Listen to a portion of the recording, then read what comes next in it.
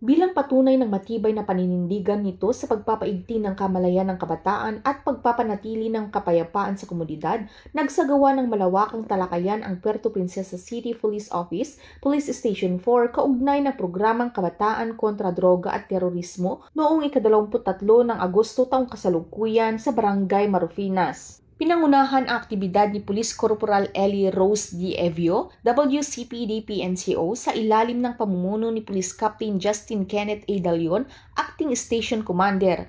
Layunin ng nasabing pagtitipon na bigyan ng sapat na kaalaman ang mga kabataan at mamamayan hinggil sa mahalagang batas at hakbangin para sa kaligtasan ng buong pamayanan. Ilan sa mga tinalakay ay ang Comprehensive Dangerous Drugs Act of 2002 o Republic Act 9165, Anti-Violence Against Women and Their Children Act of 2004 o Republic Act 9262, Anti-Terrorism Awareness Tips at Crime Prevention Strategies. Ang mga paksa ay nagbibigay diin sa kahalagahan ng pagiging mapagmatsyag, disiplinado at sama-samang pagkilos upang mapanatili ang kapayapaan at kaayusan. Mariin ding hinikayat ng mga tauhan ng pulisya ang mga kabataan na maging aktibo katuwang ang Philippine National Police sa laban kontra kriminalidad at terorismo.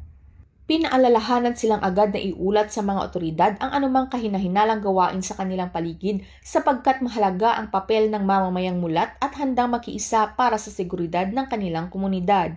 Ang inisyatibong ito ay sumasailalim sa patuloy na advokasya ng Philippine National Police na gawing katuwang ang kabataan sa nasyonal na pagpapaunlad sa pamamagitan ng pagtatanim ng kamalayan, pakikilahok at pagbabantay tungo sa isang mas ligtas at mas matatag na bagong Pilipinas.